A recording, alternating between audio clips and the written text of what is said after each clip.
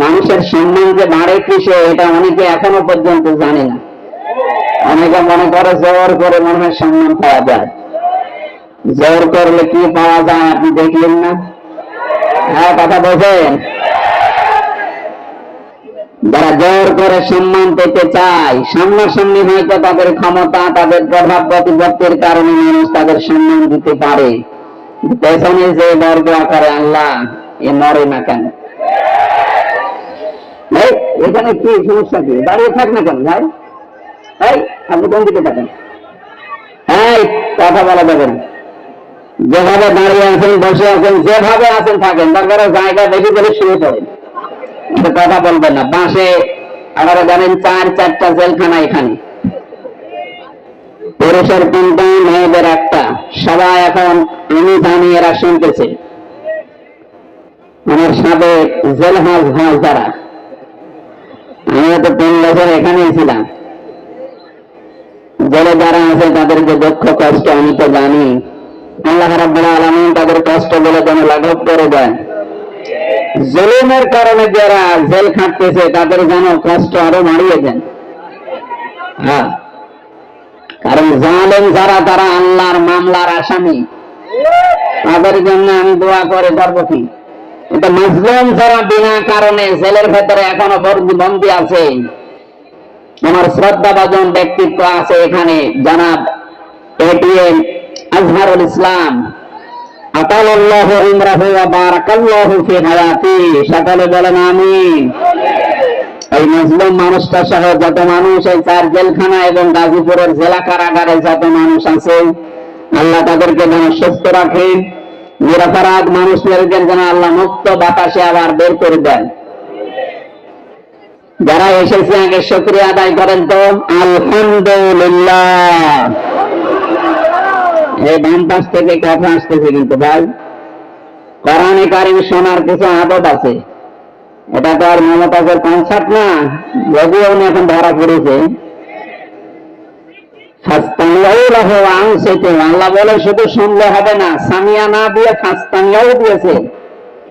বাবা ইখতিয়াল থেকে এই শব্দটা আসলে বাংলা অর্থ দাঁড়ায় আপনি শুধু শুনবেন না, মনোযোগ সহকারে শোনা লাগবে। কারণ এই কালাম কার? শুধু শুনলেই হবে না, চুপ থাকা লাগবে। কি কথা বলেন এখন? এই জন্য যারা শুনতেছেন আলহামদুলিল্লাহ, চুপ করে শুনবেন। দুইটাই ফরজ, শোনাও ফরজ, চুপ থাকাও ফরজ। এখানে এসেছেন তো কিছু নেওয়ার জন্য নাকি? কিছু না নিয়ে যদি আপনি চলে যান, তো এই সময়টা কাজে লাগালে আমরা কত কাজ করতে পারতাম। সব বাদ দিয়ে যারা এসেছি একটু কিছু নেওয়ার জন্য ধৈর্য ধারণ করে। আমরা বলছিলাম এই যে জোর করে যারা সম্মান পেতে চায় তাদের অবস্থা, মানে হাজ্জাজ বিন ইউসুফ, এই লোকটার জীবনী পড়েছি। এই লোকটা খুব জালেম ছিল, জুলুম করতো মানুষের প্রতি। আর মন্ত্রী পরিষদ একদিন এসে বলে, বাদশাহ আপনার জন্য তো বাইরে যেতে পারি না, মানুষ শুধু গালি দেয় আপনাকে। গালি দেয় মানে? হ্যাঁ, আপনাকে শুধু মানুষ গালি দেয়। কেউ জালেম বলে, কেউ হারামি বলে, কেউ জারোর সন্তান বলে। আমার সামনে বলুক তো, আপনি ছদ্মবেশ নিয়ে যান, আপনার সামনে বলবে।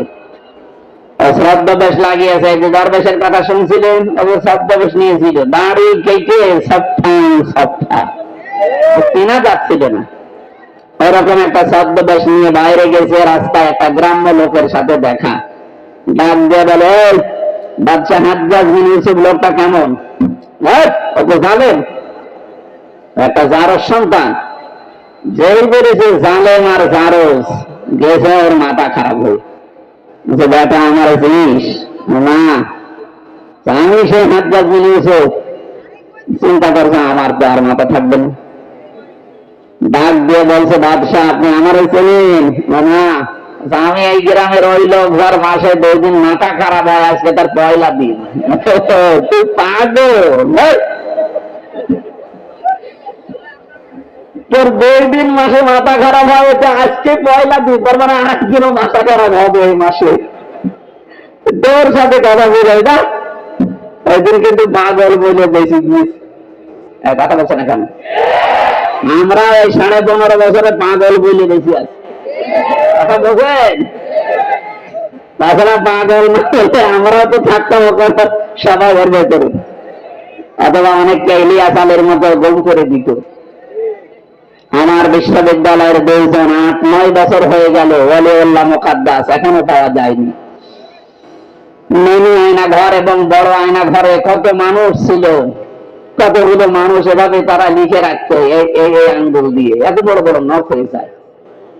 5 বছর 7 বছর 8 বছর 10 বছর 14 বছর পড়ে আছে, কেউ জানে না। তারা দেওয়ালের সাথে লিখে রাখতো ভাঙা ভাঙা অক্ষরে এই আঙ্গুল দিয়ে, যে ভাই যদি বাইরে কেউ যেতে পারেন আমার এই নাম্বারে জানাবেন যে আমি বেঁচে আছি। এখনো পর্যন্ত দেখি অনেকে জালেমের ছাপায় গায়। আমি মানুষ, বাংলাদেশের 18 কোটি মানুষ যদি জালেমদের মাফ করে দেয়, ব্যারিস্টার আরমানের বউ জীবনও মাফ করবে না। বাস্তবতা বোঝেন কিছু? কত ঝড় গেছে এই মানুষগুলোর উপরে। আমার 10 দিনেই আমার জীবন শেষ, আর তারা আজ 10 বছর 8 বছর। আলেমদেরকে যত অপমান করেছিল আল্লাহ ডবল অপমান এখন তাদেরকে করছে। এই জন্য সাবধান থাকবো আমরা। আলেমরা নবীর ওয়ারিস সরাসরি, আল উলামা ওয়ারাসাতুল আম্বিয়া, নবীর উত্তরাধিকারী তারা। নবীর গায়ে হাত দিলে যা হতো আলেমদের গায়ে হাত দিলে তাই হবে। আলেম আবার আলেমের মতো হওয়া লাগবে। আলেম যদি আবার জালেমের চেয়ে খারাপ হয় তোরে পিটানো ভালো। আলেম ছিল না জালেমদের পক্ষে? কথা বলে না কেন? এরকম আলেম না। কত বড় দুর্নীতিগ্রস্ত হলে দেশটা যে জাতীয় মসজিদের ইমামও পালিয়ে যায়। আর কোথায় নামাবেন দেশটা বলেন? একটা মসজিদের ইমাম, তাও বাংলাদেশের কেন্দ্রীয় মসজিদ, জাতীয় মসজিদ, তার ইমামও পালিয়ে গেছে। এসেছিল আবার জোর করে ইমামতি নেওয়ার জন্য, জনগণ জুতা দিয়ে পিটিয়েছে। পরের দিন আবার স্ট্যাটাসও দিয়েছে যে জনগণ জুতা মেরেছে কিন্তু আমার গায়ে লাগেনি।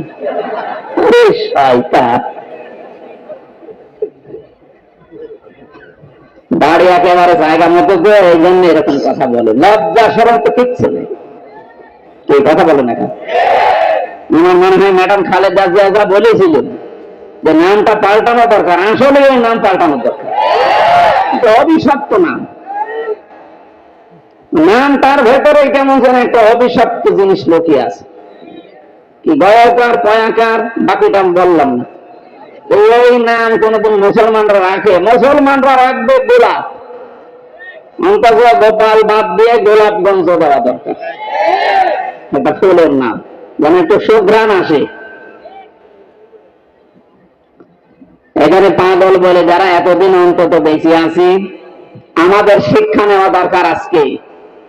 এই জালেম যারা বিদায় নিল, এই জালেমদের পরিণতি কি হয়েছে আল্লাহ আমাদেরকে একটু দেখিয়েছেন। সূরা নামল 19 নম্বর পারা 20 নম্বর পৃষ্ঠা 7 নম্বর লাইনের 52 নম্বর আয়াত। এই কথা বলে কি এত? আর মোবাইলটা কেটে নেন।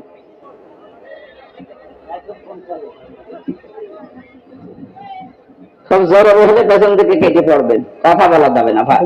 আমি বললাম না 2টা শর্ত মানা লাগবে, তারপরে এখানে রহমত নাযিল হবে। একটা শুনতে তো হবে, শুধু সামিয়া দিলে তো শুনতে পারতাম।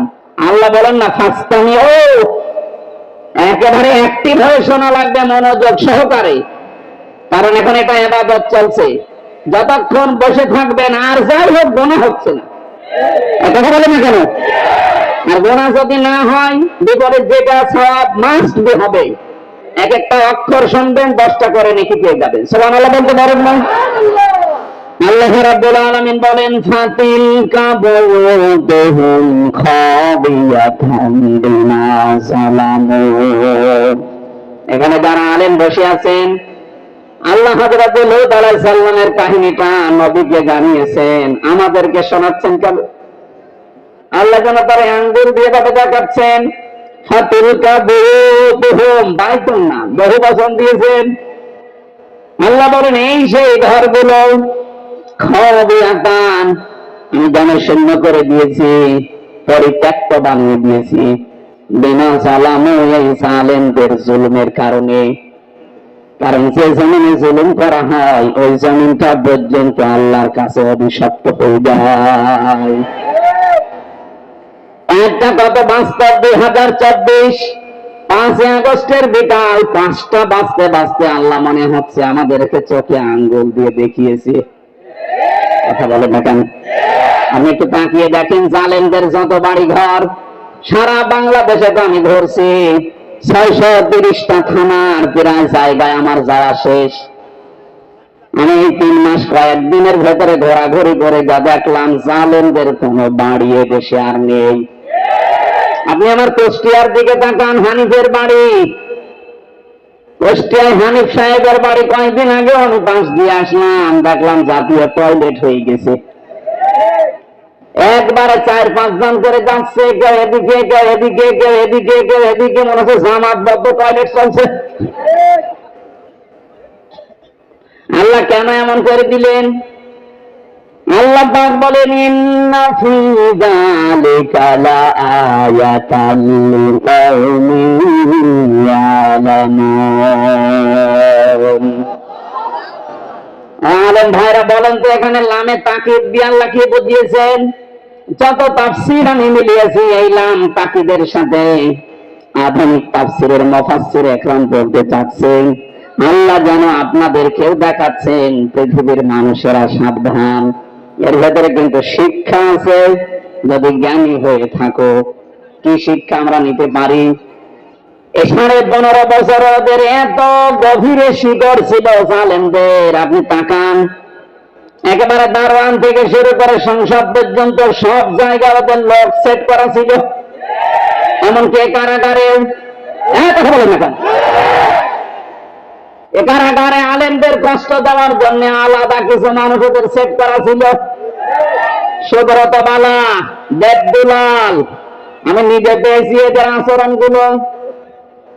এ মানুষগুলো এমনি সাধারণ মানুষের সাথে যা করে, আমার আর মামুনুল হক আলেম যারা ছিলেন তাদের সাথে আচরণ আলাদা করে। আল্লাহ রাব্বুল আলামিন বলেন, এখানে ওদের শিকড় সব জায়গায় ওরা গেঁথে রেখেছিল। আমি দেখেছি তারেক জিয়া সাহেবের পিএস অত ভাই ছিল, আমার বন্ধু গিয়াসউদ্দিন মামুন ভাই ছিল, ওনাদের দিকে সিসি ক্যামেরা দিয়ে, মাওলানা মামুনুল হকের দিকে ক্যামেরা দিয়ে আলাদা ভাবে বসে বসে দেখতো যে এদের সাথে কেউ কথা বলে কিনা। আরে জালেমরা এমনিতেই তো জুলুম করিস, এরপরে আবার সবকিছু বন্ধ করে দিয়ে 3টা বছর আমাদেরকে যোগাযোগ করতে দেয়নি। ফাঁসির আসামিরা 7 দিন পর পর সরকারের টেলিফোনে কথা বলতো, আর আলেম যারা আমরা 76 জন ছিলাম, আমাদের জন্য সব বন্ধ। জামাত ইসলাম আর হেফাজতে ইসলাম নাম শুনলে বলতো না, এদের যোগাযোগ বিচ্ছিন্ন। আপনার চেয়ার এমনি পড়ে যায়নি, আল্লাহ নিজে মনে হচ্ছে ফেলে দিয়েছে। আল্লাহ রাব্বুল আলামিন বলেন, এখানে তোদের শিক্ষা, এদের বিশাল শিকড় যদি আমি আল্লাহ কেটে দিতে পারি, কেটে দিয়েছে কে এইটার ফাইল কিন্তু জানা নেই। এটা সূরা আনআম 7 নম্বর পারার 12 নম্বর পৃষ্ঠার 4 নম্বর লাইনের 45 নম্বর আয়াতের প্রথম অংশে আছে,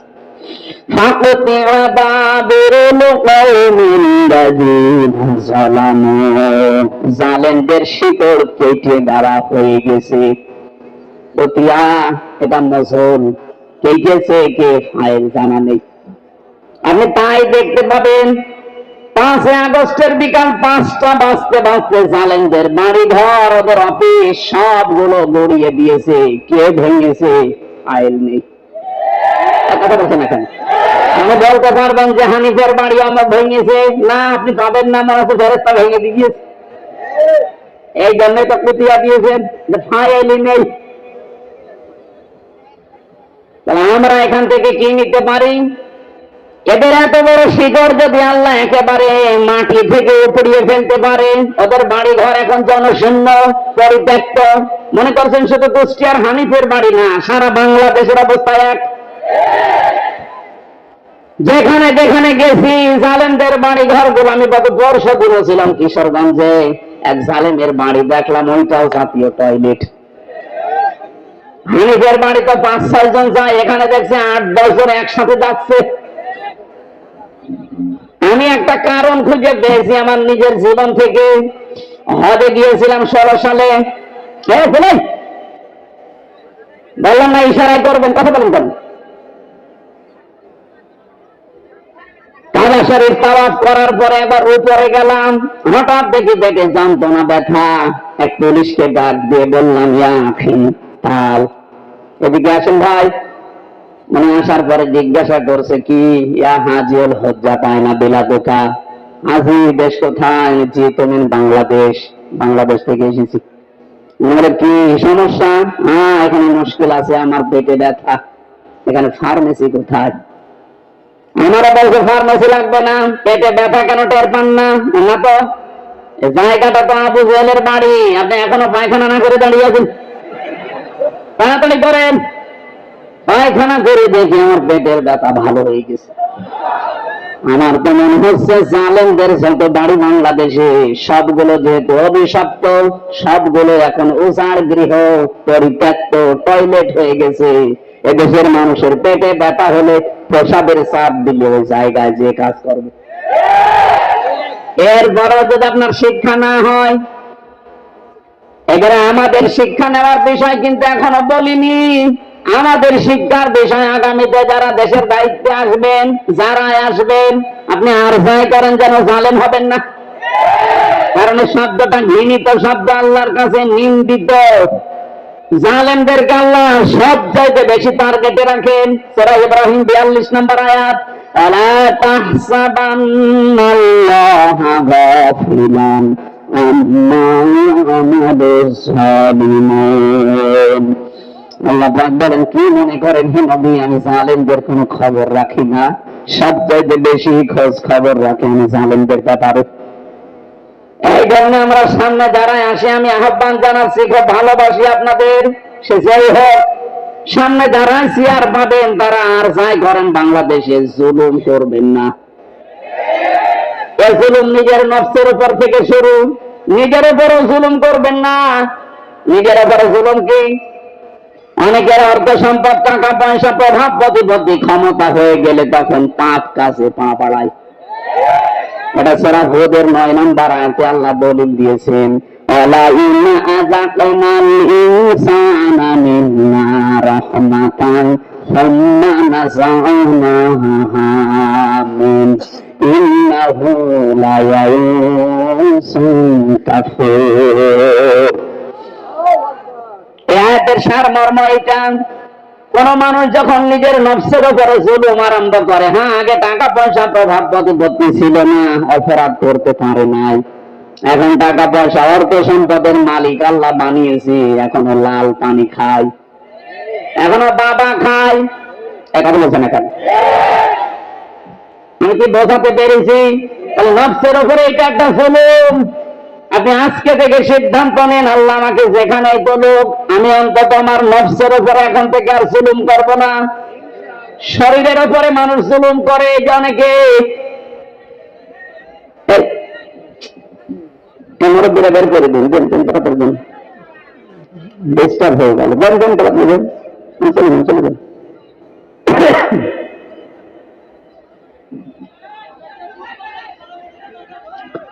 নিজের শরীরের সাথে যারা জুলুম করি আমরা, ভারতের এই বিনাপ করা পত্রিকাগুলো যখন আসতো, আকাশ সংস্কৃতির নামে ওলট পালট সিনেমা, থিয়েটার, নভেল, নাটক, এগুলো দেখে নিজেকে কন্ট্রোল করতে না পেরে অনেকে হস্ত মৈথুন করে নিজের যৌবন নষ্ট করে ফেলে।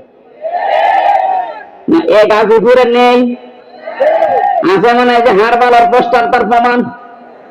ইন্ডিয়া হারবাল, কলকাতা হারবাল, ও ছাতা দিয়ে কি হবে? আপনি তো আগেই ম্যাচিং শেষ করে ফেলেছেন।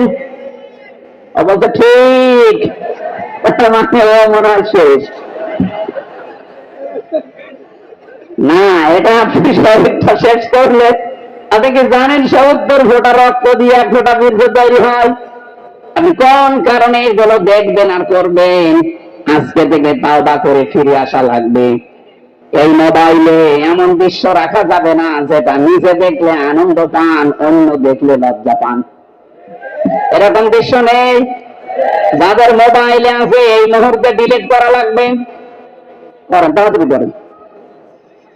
এখন যদি আপনি মোবাইল বন্ধ হয়ে যায়, ডিলিট করতে পারছেন না, বাড়িছে, যেটা নিজে দেখলে আনন্দ পান, অন্য কেউ দেখলেই লজ্জা পান, এমন দৃশ্য থাকলে ডিলিট করবেন। কারা কারা হাত তোলেন? ওরে আল্লাহ রে, আপনি মুরব্বী মানুষ 2 হাত তুলিস, কে আছে আপনার মোবাইলে?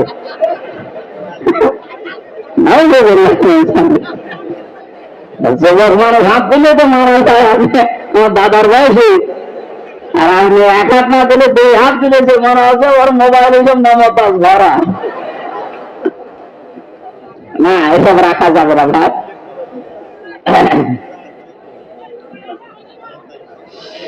গাজীপুরবাসী খুব মনোযোগ সহকারে আমাদের এখান থেকে শিক্ষা নিয়ে যাওয়া লাগবে। সুতরাং আমার নিজের শরীরের উপর থেকে কোনো কিছু যেন অপচয় হয়ে না যায়, কারণ সেইটা অপচয় করবেন ওটা কিন্তু আর কোনোদিন ফিরে আসবে না। খুব গুরুত্বপূর্ণ জিনিস আল্লাহ শরীরের ভেতরে দিয়ে রেখেছেন। যত খাবার খান, এই খাবারগুলো নির্যাস থেকে পিত্ত রস তৈরি হয়। বিজ্ঞান এখন প্রমাণ করছে শরীরের ভেতরে যতক্ষণ খাবার থাকবে পিত্ত রস পড়তেই থাকবে। খাবার না থাকলে রস পড়া বন্ধ হয়ে যাবে। আল্লাহটা দিয়ে বোঝাতে চায়, বান্দা আমি নিজে অপচয় করি না, এটা তার প্রমাণ। রসটা যেহেতু দামি, এত দামি রস, এটা যতক্ষণ তোর পেটে খাবার থাকবে এটা ফোটা ফোটা পড়বে, খাবার গুলো হজম হবে। এটা যখন খাবার থাকবে না, পড়লে তো অপচয় হবে। এই জন্য আমি আল্লাহটা অটোমেটিক বন্ধ করে দেই। অথচ আমাদের শরীরের অপচয় আমরা যারা করছি কিছু মনেই করি না। যৌবন যখন শেষ হয়ে যাবে তখন আর দোয়া করেও কাজ হবে না, তাবিজ কবজও কাজ হবে না। এখন থেকে সতর্ক, আমরা যেন অন্তত এই শয়তানি কাজে কেউ হাত পা না বাড়ায়। কথা বলেন না কেন? মানতে পারবেন ইনশাআল্লাহ? আমরা আজকে থেকে শিক্ষা নিয়ে গেলাম, জালেমদের প্রতি যেহেতু আল্লাহর সবচাইতে বেশি টার্গেট, আর নিজে আল্লাহ মামলা দায়ের করবে, নিজে মামলা দায়ের করবে জালেমদের বিরুদ্ধে। এটা সূরা শূরা 25 নম্বর পারা 6 নম্বর পৃষ্ঠা 13 নম্বর লাইনের 42 নম্বর আয়াতে আছে, ইন্নামাস সাবিলু আলাল্লাযীনা ইয়াসুলুনান নাস। আল্লাহ পাক বলেন, অবশ্যই আমি আল্লাহ মামলা দায়ের করব কিয়ামতের ময়দানে জালেমদের বিরুদ্ধে। মামলার বাদীকে আপনি কি টের পাচ্ছেন কি বলছি? মামলার বাদী যত বড় হয় মামলা তত কঠিন হয়। আমার যিনি মামলা দিয়েছিল, যদি এরকম সলিমদ্দি কেউ দিত, 3 দিনও আমার আটক রাখতে পারতো না। কয় টাকা নেবে, টাকা দিয়ে বের হয়ে চলে আসতাম। মামলার বাদী এমন তো টাকা পয়সার দরকার না, ওকে আটকিয়ে রাখবে, এই ধান্দা ছিল তার। মামলার বাদী যেহেতু বড়, আমার মামলা এরকম কঠিন ছিল। এতবার সিএমএম কোর্ট, জজ কোর্ট, হাইকোর্ট কতবার মামলাটা তুলেছে না, জামিন হবে না, কারণ মামলার বাদী সরাসরি রাষ্ট্র। এই জন্য কিয়ামতে যেহেতু আল্লাহ নিজে বিচারপতি, নিজে রায় দেবেন, নিজেই মামলার বাদী। আপনি বলেন তো বিবেক দিয়ে যে আপনাকে জামিন দেওয়ার আর কে আছে? উনি তো আর কালামানিকের মতো ঘোষ খাবে না। কালামানিক নামে একজন বিচারপতি, একটা অবৈধ বিচারপতি ছিল। ওরা বিচারপতি বললে অন্য বিচারপতির সম্মান হানি হয়। চেয়ারটাই পুরা নষ্ট করে ফেলেছে। জনগণ এত রাগ ছিল তার উপরে, কলা পাতায় শুয়েছিল, বিসি উড়ে গেছে। বিসি উড়ে গেছে। ওর এখন বল থেকে কিনা আল্লাহ জানে। আমার এই ছেলে আছে কাশিমপুর হাই সিকিউরিটি 4 নম্বরে আছে। আল্লাহর মনে হয় বসে বসে শুনতেছে। যদি শুনে থাকে ভালো করে শোনেন। আপনি বেরিয়ে দেখবেন আপনার বউ আল্লাহর রাস্তা চলে গেছে, কারণ আপনার কারণে বহু মানুষ তার স্বামীকে হারিয়েছে। কথা বলেন না কেন? বিচারের নামে প্রশাসন করে হাজার হাজার মানুষকে জেল খাটিয়েছে, হাজারো মানুষের জীবন নষ্ট করে দিয়েছে। যার যতটুকু কাজ কারবার আল্লাহ কিন্তু অতটুকু তার উপরে তুলবে। আপনি মনে করবেন না আল্লাহ গাফেল, আল্লাহ ছাড় দেয় কিন্তু ছেড়ে দেয় না। ইন্টারনেট বন্ধ করে যেই লোকটা হাজার হাজার মানুষকে প্রতিবন্ধী করে বানিয়ে রেখেছিল ঘরে, হাজারো মানুষকে অন্ধকারে হত্যা করেছে, এই জেলে আছে। এই 4 নম্বর জেলে আছে এখনো হাই সিকিউরিটিতে। বলছে আমার কমট লাগবে। তোর কমট? আলেমদেরকে ধরে মাটিতে শুয়ে রাখতে আর এরকম কমট লাগবে? আমি মন্ত্রী ছিলাম, আমি এমপি ছিলাম। কিসের মন্ত্রী? 2008 থেকে 24 সাল পর্যন্ত যারা নির্বাচনের নামে প্রহসন করে এমপি মন্ত্রী হয়েছেন, এগুলো এমপি মন্ত্রী বলা যায় না। যত টাকা ভাতা নিয়েছেন এই কয় বছরে সব ফেরত দেওয়া লাগবে। কিসের মন্ত্রী আপনি? এতটুকু এখন থেকে বলা যায় সাবেক চোর। হ্যাঁ, সাবেক চোর, সাবেক ডাকাত, এটা বলবেন, অসুবিধা নেই। কারণ এরা ভোট ডাকাত, এরা ভোট চোর। এই কথা বলেন না কেন? আর যেন কোনদিন এই ডাকাত, এই চোর গুলো ঘুরে দাঁড়াতে না পারে। দরকার সারা বাংলাদেশে সব জায়গায় ছবি মেরে দেবেন। এগুলো ভোট চোর, এগুলো ভোট ডাকাত।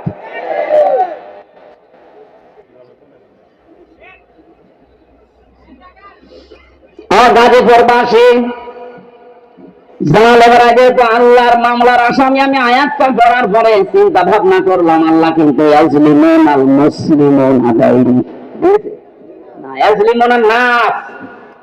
আল্লাহ বলেন শুধু মুসলমানদের উপরে যারা জুলুম করবে তারাই কিন্তু আল্লাহর মামলার আসামি না। যারা মানুষ হয়ে মানুষের অধিকার নষ্ট করে, তাদের উপরে জুলুম করে, ওরা আল্লাহর মামলার আসামি।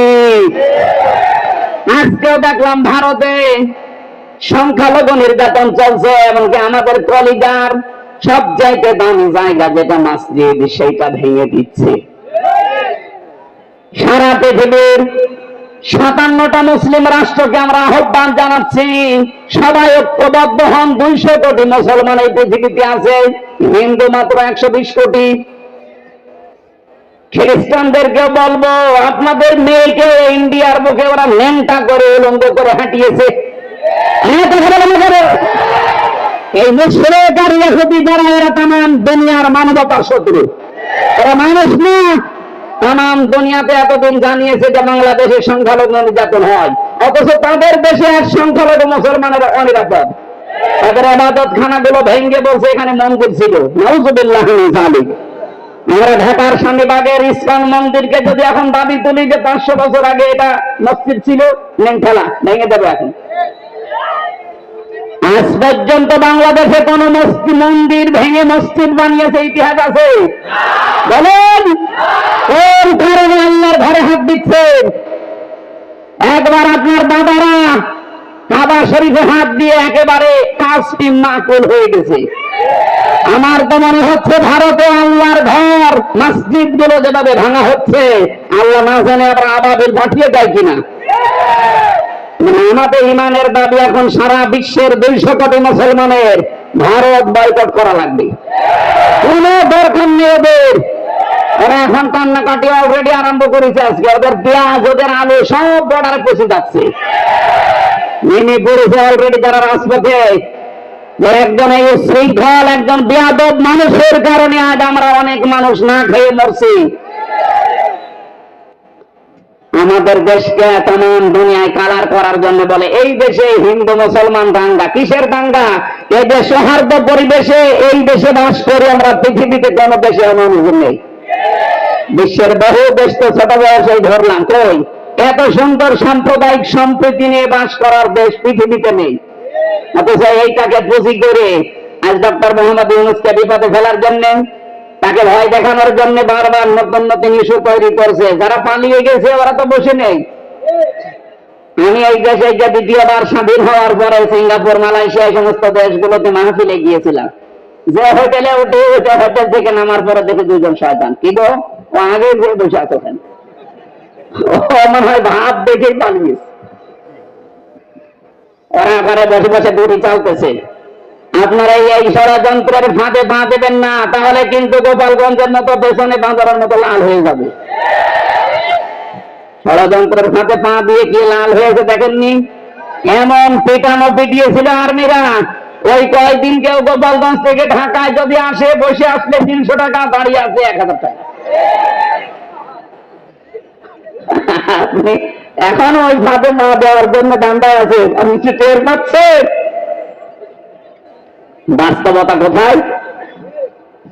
আর ওদের এক সাংবাদিক কয়েকটা আছে, তার ভেতরে এই যে মলম বিক্রেতা একজন, এই হকার সাংবাদিক ময়ূখ রমজান এরে মনে হয় 50 জন মিলে জন্ম।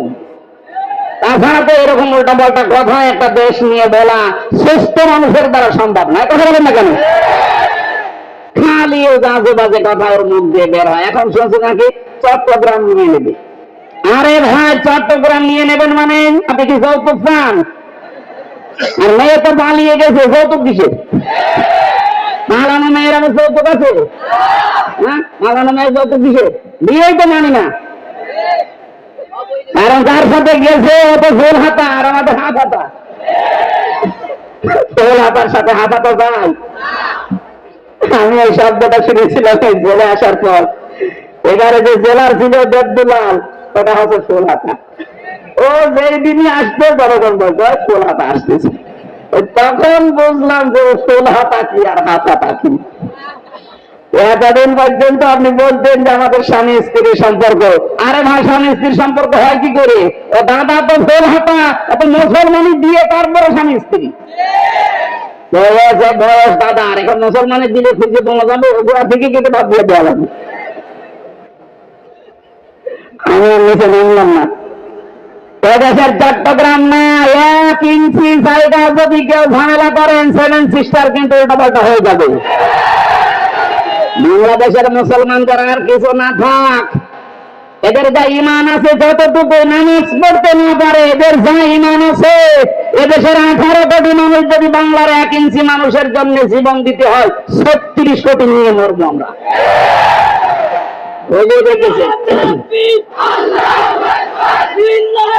ঠিক আছে ভাই।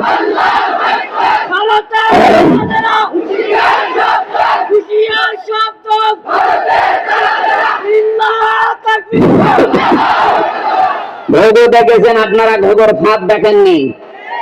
57টা মুসলিম রাষ্ট্র কিন্তু সব এখন এক হয়ে যাচ্ছে। আপনারা এই দুর্বিসন্ধির কারণে, ষড়যন্ত্রের কারণে শেষে বিপদে পড়বেন। আমরা আপনাদেরকেও ভালোবাসি।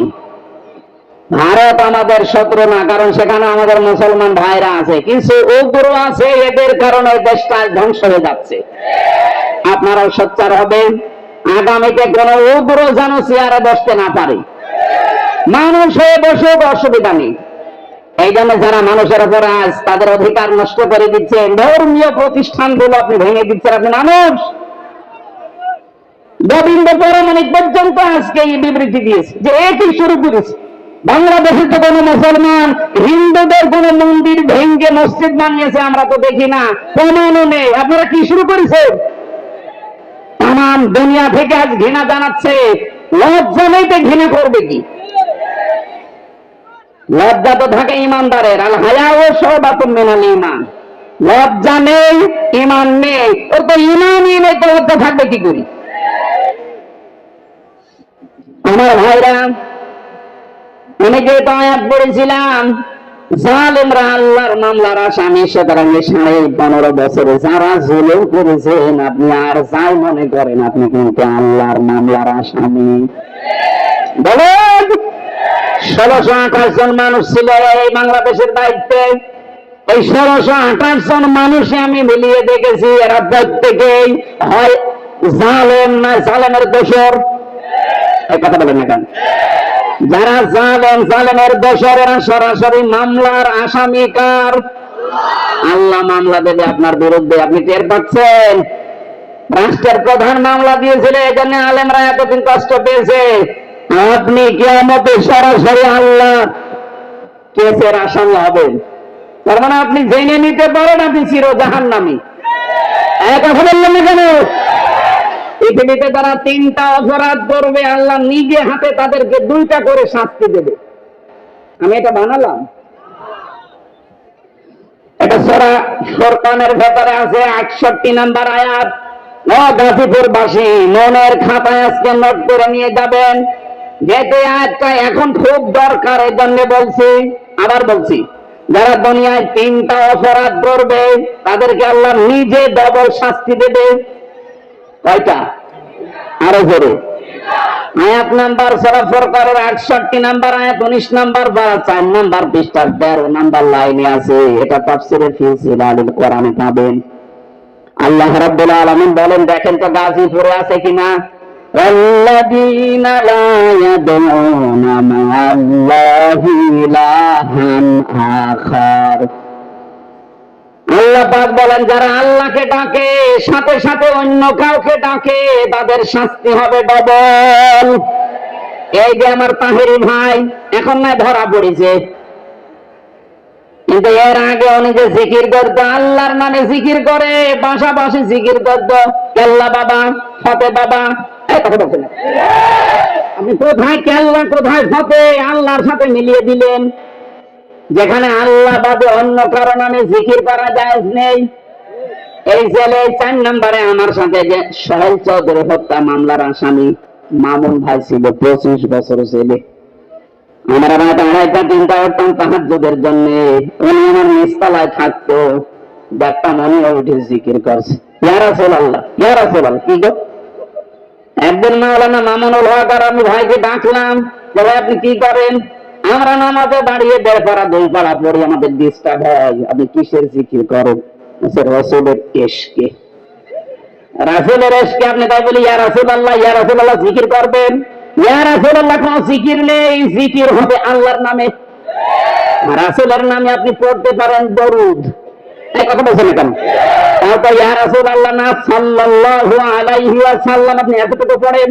আপনি কিসের জিকির বানিয়েছেন? হয়তো ওনাকে কেউ শিখিয়ে দিয়েছিল তাহেরের মতো, এই কারণে ওরকম করবে। তার তোমার কিছুদিন আগে বের হয়ে গেছে, এখন সংশোধন হয়ে গেছে। আমরা চাই আমার এই কাজে তো রেকর্ড হচ্ছে, তাম বাংলাদেশে যাবে। আর এটা ব্রাহ্মণবাড়িয়া, কুমিল্লা, এই 2 জেলায় বেশি চলে।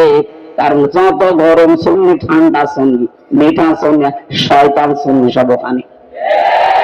ওদেরকে সুন্নি নাম দিয়েছে কে? ওরা হচ্ছে আহলে বেদাত, আহলে সুন্নাত না। আহলে সুন্নাত ওরা হলে আমরা কি বলেন? ওরা যদি আহলে সুন্নাত হয় আমরা কি?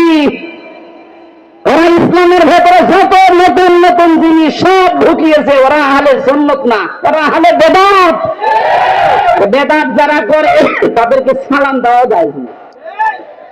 নবীজি এত রাগ করবেন কিয়ামতে, এদের সামনে আল্লাহর নবী পর্দা ফেলে দেবে ফেরেশতাদেরকে, বলবে এটাও তো আমার উম্মত। বলবে না, আপনি দুনিয়া থেকে আসার পরে ওরা কেল্লা বাবা, ফতে বাবা জিকির বানিয়েছে। নবীজি এত এগিয়ে যাবেন, বলবেন সহকান লিমান গাজ্জারা বাদি, দূর হয়ে যা, আমার রেখে আসা ইসলামকে যারা পরিবর্তন করে ফেলেছিস, তুই আমার উম্মত না। আপনিও কিন্তু বিপদে পড়বেন ভাই। ওই শয়তানদের খপ্পরে পড়ে যদি ওদের মতো জিকির আরম্ভ করেন, মা আল্লাহ আছে না, মা আল্লাহি ইলাহান আখার, আল্লাহর সাথে যারা অন্য কাউকে ডাকে তাদের শাস্তি হবে। এই যে ডবল শাস্তি, আপনার বিশ্বাস হচ্ছে না? এর বড় আয়াত আছে, 70 নম্বর আয়াত, ইউদাফ লাহুল আযাবু ইয়াওমাল কিয়ামাহ। আল্লাহ পাক বলেন ওদের শাস্তি হবে ডবল কিয়ামতে। ওয়া ইয়াখলুদু ফীহি মুহানা, চিরস্থায়ী ভাবে অপমানজনক অবস্থায় জাহান্নামে প্রবেশ করবে। বলেন নাউযুবিল্লাহ। আমি বলেছিলাম 3টা পাপ, শাস্তি কয়টা? তার 1 নম্বরে আল্লাহর সাথে অন্য কাউকে ডাকা, আরো জোরে বলেন। 2 নম্বরটা এবার মিলবে, ওয়ালা ইয়াকতুলুনান নাফসাল্লাতী হারামাল্লাহু ইল্লা বিল হক। দুনিয়ায় যারা অন্যায় ভাবে মানুষ হত্যা করে, 2024 সালের 5 আগস্ট পর্যন্ত 2732 জন মানুষ আপনি মেরেছেন। হ্যাঁ, আপনি নির্দেশে মেরেছেন, হ্যাঁ আপনার যে কোনো কায়দায় আপনি তাদেরকে বিদায় করেছেন। এই গণহত্যার সাথে আপনি অবশ্যই জড়িত। যারা ছিল এই মানুষগুলোর কিয়ামতে শাস্তি ডবল হবে। এরা যদি মাপ পেতে চায়, আবু সাইদ মুগ্ধ, রায়হান, ফয়সাল সহ, ইয়ামিন সহ, যে গাড়ি থেকে, পুলিশের গাড়ি থেকে যারা ফেলে দিচ্ছিল তার নাম ইয়ামিন, তার বাবার সাথে আমার দেখা হয়েছিল। বলেন তো কিভাবে আপনি এখনো চিন্তা ছিল ফেলে দেওয়ার পরে ওই সময় যদি হাসপাতালে বেঁচে যেত? মনে হচ্ছে কুকুরের বাচ্চা ফেলে দিচ্ছে।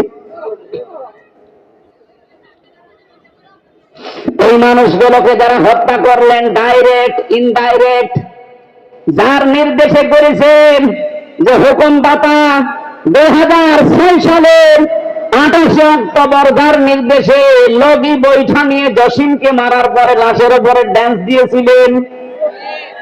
এই কথা বলছেন না কেন? আপনি মনে করেন যে আপনি মানুষ আছেন? আর না, আপনি আর মানুষ নেই।